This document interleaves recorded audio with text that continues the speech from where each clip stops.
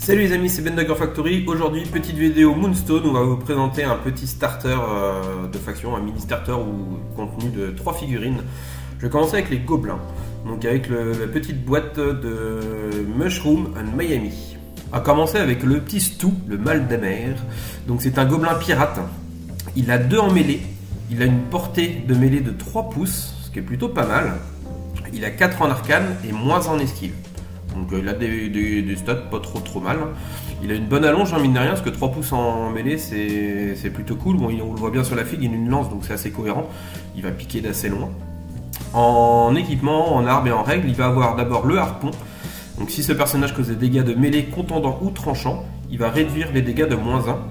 Et s'il fait des types perforants, il va augmenter de +1. Donc clairement, quand vous allez faire vos combats, essayez de choper du perforant si vous le pouvez. Et éviter le contendant, le tranchant, sinon vous ferez moins de dégâts fatalement. Ce qui est aussi logique, hein, perfo, il a une grosse lance avec un gros pic, donc c'est cohérent par rapport à la figue. Donc clairement, on va aller chercher des attaques perforantes avec lui. Ensuite, il a la blague grivoise, qui va lui coûter 2 d'énergie, à 4 pouces de rayon, une fois par tour seulement. Tous les gobelins dans l'aire d'effet se rapprochent de 1 pouce en ligne droite vers ce personnage. Ce personnage et tous les autres gobelins gagnent 1 pouce, gagnent +1 en énergie. Donc ça c'est cool, si vous jouez assez paquet, et ben vous allez pouvoir faire bouger. Alors il y a des petits tricks de mouvement à faire grâce à ça. C'est vous allez avancer celui-là d'abord, en restant dans les 4 pouces de vos copains. Vous faites cette petite capa là, qui va vous pouvoir permettre de bouger tous vos autres gobelins gratuitement en fait d'1 pouce en ligne droite. Donc ça c'est plutôt cool. Après si vous avez l'avantage de réussir à les garder à portée de lui, et ben vous allez gagner le plus en énergie, donc on prend, c'est toujours bon à prendre. Donc voilà, après ça peut être aussi à l'inverse, c'est-à-dire que vous bougez les autres, vous bougez toute votre bande. Une fois que vous avez activé votre bande, et ben vous allez envoyer cette petite blague grivoise pour rapprocher encore les autres et toujours gagner un petit peu d'avance sur le terrain. Donc plusieurs possibilités, ça c'est assez cool en termes de mouvement. Ensuite, en petite capacité arcanique, il va avoir les grandes marées pour 2 d'énergie à 6 pouces. Donc ça va être du X bleu au niveau des cartes. Vous allez repousser le personnage ciblé de X pouces en ligne droite. X étant bien entendu le chiffre que vous allez avoir sur votre carte. Donc 1 pouce, 2 pouces ou 3 pouces. Et en catastrophe, ce personnage subit une blessure et perd toute son énergie. La catastrophe est pas cool, mais bon, en général les catastrophes elles sont jamais cool à Moonstone. En deuxième capa, il va avoir le mal de mer, toujours pour 2 énergies à 6 pouces, toujours en X bleu. La cible perd X d'énergie. En catastrophe, le personnage subit 2 blessures et perd toute son énergie. Donc encore pire que le premier au niveau de la catastrophe. Mais on le sait, les catastrophes ça fait pas plaisir. Donc ça c'est pas mal parce que vous allez vouloir vider l'énergie d'un adversaire. Donc clairement il va pas pouvoir s'activer. Donc c'est plutôt assez fort. Après il n'y a que 6 pouces de portée, donc il faut quand même s'exposer. 6 pouces on est vu. Donc, si ça passe pas, l'autre il va nous engager direct. Mais ça peut être vraiment handicapant pour votre adversaire de se retrouver avec une figurine qui n'était pas activée et qui ne va pas pouvoir activer du coup. En botte secrète, il va avoir sur le fendoir. Ensuite, donc, bien sûr, c'est un gobelin qui est sur une base de 30 mm. Il va avoir 7 points de vie avec 4 points d'énergie. Ce qui est plutôt moyennement, mais c'est correct. Donc, cette grosse prise, c'est donc une amélioration du fendoir en tant que botte. Donc, dégâts de type perforant, donc déjà, vous vous rappelez, ça va activer sa capa qui fait qu'il va faire plus 1 dégât. Ensuite, la différence par rapport, je vous ai mis dans le petit encadré en rouge, les dégâts que ferait normalement un fendoir standard, hors bot. Donc en garde haute, ça va pas changer, 0 à neutre. Le fendoir, contre fendoir, normalement, là il va faire 3 alors que normalement il ferait aucun dégât. Contre les stockades, pareil, les stocks il fera 3 alors que normalement il ferait 0 dégâts. Le balayage rapide, par contre, là, il va faire 0 alors qu'il ferait 3 normalement. La frappe ascendante, il fera que 2 alors que normalement il ferait 3. La garde basse, il ferait 1 alors que normalement il ferait 2. Donc vous voyez, il n'y a pas de vrai bonus en fait, c'est juste que ça change un petit peu la donne au niveau des cartes contre lesquelles il va faire plus de dégâts ou moins. Pour moi, ça s'équilibre à peu près. Il y a quand même un petit bonus parce que d'ordinaire, il n'y en aurait que 3. Il n'y aurait que contre le balayage rapide, la frappe ascendante et la garde basse qui ferait des dégâts. Là, vous en avez 4. Vous avez contre le fendoir, les stocks, la frappe ascendante et la garde basse. Donc, vous gagnez quand même un petit bonus sur une des cartes. Vous avez plus de chances d'aller faire des dégâts. Par contre, le plus intéressant pour moi, à mon sens, sur cette botte là, c'est l'effet qui se coule, qui est l'effet de la fin de phase. Si votre adversaire subit au moins une blessure grâce à cette botte, il ne peut plus faire de course jusqu'à la fin du tour. Donc ça c'est vachement intéressant en fait d'aller chercher un mec qui n'a pas été encore activé pour du coup lui interdire de faire des courses derrière et du coup de vachement perdre en mouvement. Donc ça c'est plutôt intéressant en termes de blocage de mouvement sur votre adversaire. Deuxième petit pépère de cette boîte avec la présence de Shabaroon, qui est un gobelin sorcier. Donc celui-ci va avoir 1 en mêlée et 1 pouce de portée de mêlée.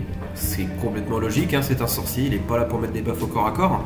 Par contre il va avoir 7 en arcane et moins en esquive. Donc là c'est pas la même donne, hein. 7 en arcane ça commence à être énorme. Par contre il a la règle faiblesse. Réduisez tous les dégâts de mêlée causés par ce personnage de -1. Et ses actions de récolte vont coûter 1 d'énergie supplémentaire. C'est cohérent, c'est un sorcier, il a des petits bras, il n'a pas d'arme de corps à corps particulière, donc il va pas faire de gros dégâts au corps à corps, il est clairement pas là pour aller au contact. Et en plus, ce qui prouve bien qu'il a des petits bras, il a du mal à aller creuser pour récolter les pierres de lune, et du coup ça va lui coûter le double d'énergie pour récolter. Donc c'est clairement pas un foudre de guerre au combat, et un personnage pour aller faire de la récolte, disons pas en premier plan. Ensuite il va avoir la règle Malice Gob, qui va lui coûter 2 d'énergie, c'est à 6 pouces de rayon. Vous allez l'utiliser une fois par tour uniquement. Distribuer une carte d'arcane à chaque gobelin dans l'aire d'effet. Il gagne l'effet X en vert, gagne plus 1 X si c'est un truc vert. Si c'est un X rose, il va gagner plus 1 en énergie. Et si c'est une catastrophe, il va subir 2 blessures. Puis remélanger les cartes dans le deck d'arcane. Si vous avez un bleu, donc en fait, c'est un petit effet un peu aléatoire. Ça peut être sympathique si vous aimez un petit peu le goût du risque. Il y a un petit côté hasardeux. Maintenant, vous allez pouvoir donner des buffs à tous les gobelins qui vont être dans l'aire d'effet, donc ou les blessés. Donc pas bien sûr à éviter si vous voulez un truc un peu sécure, à éviter sur des gobelins qui seraient blessés et à qui resterait plus que 2 points de vie, parce que vous pouvez du coup les suicider. Mais sinon, le plus en énergie, vous pouvez quand même prendre de 1 à 3 points d'énergie en plus. Et on prend quoi. On prend. Et au minimum 1 d'énergie si vous avez un rose. Donc pourquoi pas. Pourquoi pas, c'est plutôt pas mal. Après, en capacité arcanique, il va avoir la chance du gob pour 2 d'énergie à 8 pouces. Alors là, il va vous falloir un 3, quelle que soit la couleur. La cible subit immédiatement une catastrophe de votre choix. Inscrire sur sa carte, si cette catastrophe nécessite une cible, vous pouvez alors choisir n'importe quelle cible qui répond à tous les prérequis de la compétence. Catastrophe, ce personnage subit 3 blessures. Donc lui, si ça passe pas, il va prendre 3 blessures. Par contre, vous allez pouvoir infliger une catastrophe à votre adversaire. Donc ça peut être pas mal. Donc en fait, vous allez choisir, c'est-à-dire ça va dépendre en fait des capas de votre adversaire. Vous allez lui infliger une catastrophe, bien entendu, par rapport à ses compétences à lui. Donc s'il en a qu'une, vous n'aurez pas le choix. S'il en a plusieurs, vous allez pouvoir choisir laquelle. Ensuite, il va y avoir le délire communicatif à 3 d'énergie à 8 pouces. Il faut un 3 bleu ou un 3 violet. Vous allez restaurer la santé et l'énergie du gobelin ciblé, puis placez-le à 8 pouces ou moins de ce personnage. La catastrophe, vous allez subir 4 blessures. Ça commence à causer. 4 blessures sur un personnage qui n'en a que 6. Et il a 4 points d'énergie, ce petit pépère. Il est bien entendu sur une base de 30 mm. Je reviens sur le délire communicatif. Il coûte assez cher. Maintenant, vous allez redonner toute la santé et l'énergie à un gobelin. C'est énorme, parce que d'habitude, on a pas mal de figurines de soins un petit peu dans toutes les factions. Souvent, on va soigner 1, 2, 3 blessures. Là, vous allez entièrement le soigner et le remettre à pleine vie. Donc c'est juste énorme. De plus, il va récupérer aussi son énergie. Donc vous pouvez l'activer. Imaginez, on prend la plus grosse brute, on prend un gros troll que vous allez activer. Il va plus avoir d'énergie. Imaginez, il s'est pris plein de balles dans la tronche. Vous pouvez l'envoyer au charbon. Il va se faire blesser. Et bah derrière, j'active mon petit chabaron qui va le soigner, lui redonner son énergie. Et derrière, il va pouvoir répliquer. Si jamais on l'attaque, il aura encore de l'énergie pour pouvoir faire des réactions. Donc il y a vraiment des petites combos sympathiques à faire avec ce sort-là. Après, il n'est pas évident à passer, hein, parce qu'il faut juste un 3 bleu ou un 3 violet. Donc fatalement, c'est pas évident, mais heureusement qu'il n'est pas si simple parce que je le trouve quand même assez fort. Donc concernant sa botte secrète, c'est pas une frappe ascendante qui est marquée sur la première carte, c'est pour ça que je ne l'ai pas dit, c'est une petite coquille. C'est une garde haute, donc qui s'appelle la Grande Confusion. Et ben en termes de dégâts, en fait, vous allez causer la même chose qu'une garde haute standard. Par contre, vous allez avoir un effet de fin de phase. Si ce personnage est le défenseur et n'a pas été tué, restaurez toute sa santé et son énergie et placez-le dans les 8 pouces de son emplacement actuel. Ça c'est énorme en fait. C'est juste énorme, vous allez faire aucun dégât. Mais par contre, en fait, si ça passe, walou, je me soigne complètement et je me téléporte à 8 pouces. C'est en termes de mobilité, c'est top. En termes de défense, c'est top. En termes de tanking, c'est magique parce que si vous êtes blessé, vous êtes plus blessé. Donc superbe garde, superbe botte secrète pour ce petit Chabaroun, je sais pas trop comment faut le dire. Pour ce petit gobelin. Continuons avec Boom Boom McDoom, un gobelin. Il a 3 en mêlée à 1 pouce, c'est pas énorme. Il a 4 en arcane et moins 2 en esquive, donc ça c'est plutôt cool. Il a en règle le rechargement du tromblon pour 2 d'énergie. La capacité nommée est de nouveau utilisable. Rechargement ne peut être utilisé tant que ce personnage est engagé. Donc vous ne pouvez pas vous en servir quand vous êtes engagé en mêlée, encore à corps. Par contre, ça va vous permettre de recharger votre tromblon. Votre tromblon, vous allez voir, c'est une capacité arsénique qu'on va voir un petit peu plus bas. Il a la règle coup bas pour 2 d'énergie à 8 pouces. La prochaine attaque de mêlée du gobelin ciblé, ce tour cause plus de dégâts. Vous pouvez faire la petite blague, si jamais vous êtes engagé en mêlée, et bien pas vous pouvez balancer plus de dégâts. Maintenant vous allez voir, c'est pas un foudre de guerre au combat, hein, c'est un petit gobelin, on le voit bien sur la fille, hein, il a un gros tromblon dans les mains, donc on va plutôt avoir envie d'utiliser son tromblon que d'aller se castagner avec ses petits poings. Son tromblon ne lui coûte que 1 d'énergie. Il tire qu'à 4 pouces. Logique, c'est un tromblon, ça tire pas très loin. Une fois par tour jusqu'à rechargement, donc vous pouvez vous en servir qu'une seule fois et après il va falloir recharger. Et une seule fois dans le tour. Heureusement, parce que ça peut vite faire des dégâts. Pour s'en servir, il va vous falloir en carte arcanique du X vert ou du X bleu. La cible subit X dégâts contendants. La catastrophe de ce personnage, du coup, subira 2 blessures en cas de catastrophe. Donc vous allez mettre entre 1 et 3 dégâts contendants quand vous allez faire ce sort. Donc c'est plutôt plus que correct. Ça tire qu'à 4 pouces. Maintenant, c'est un tromblon, c'est normal. Ça reste cohérent. Ensuite, il a un autre petit pouvoir arcanique. Tu ne l'auras pas. Nananananer. C'est typiquement des gobelins, ça. Ça coûte 2 d'énergie. Ça se balance à 10 pouces. Donc c'est énorme. 10 pouces, ça fait quand même une belle portée. Il va falloir un X rose pour le faire. Rose-violet. Je sais toujours pas si c'est du rose ou du violet, mais on va dire du rose. Rapprochez l'ennemi ciblé de ce personnage de 2 fois X. En ligne droite. Donc tu ne l'auras pas nanananer, hein, pour 2 d'énergie. Vous choisissez un ennemi à 10 pouces et vous allez les rapprocher de 2 fois X. X étant égal à la carte qui va pour rappel de 1 à 3. Donc vous pouvez potentiellement la rapprocher de 6 pouces de vous. Donc moi j'y vois 2 utilités à cette carte là, enfin à cette aptitude. Soit rapprocher un ennemi pour que vous ayez un gobelin un peu plus burné qui lui rentre dedans et qui la smat au combat. Ou alors le rapprocher et derrière, paf, vous lui tirez un coup de tromblon dans la tronche.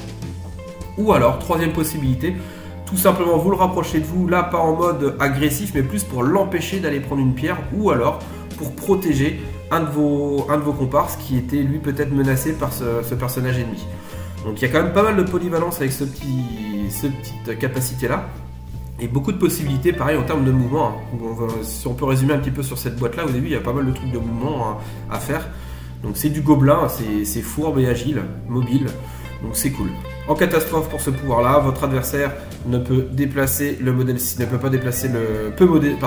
votre adversaire peut déplacer le modèle ciblé jusqu'à 4 pouces. Donc par contre voilà, si vous ratez votre truc, votre adversaire va avoir un mouvement de 4 gratos. Donc toujours pareil, petite botte secrète pour finir sur la carte de personnage. Lui c'est une garde basse, c'est tu me vois plus. On dit caché. Coucou. C'est nul, je sais, c'est pas grave. Garde haute, fendoir, estoc, balayage rapide, frappe ascendante. Garde basse, vous causerez aucun dégât. Logique, c'est une garde basse, ça fait comme l'autre. Par contre, effet de fin de phase, placez ce personnage n'importe où dans les 6 pouces de sa position actuelle. Donc tu me vois, tu ne me vois plus. Encore un personnage qui a la possibilité en défense de se barrer et de se TP n'importe où dans les 6 pouces. Donc encore un truc de mobilité. On voit bien que c'est une bande qui va bouger assez fort. Donc pour conclure sur cette petite boîte de 3 gobelins, vous l'avez compris, c'est clairement pas une bande pour faire de l'attrition, pour faire du dégât. Par contre, ça va être une bande qui va être très mobile.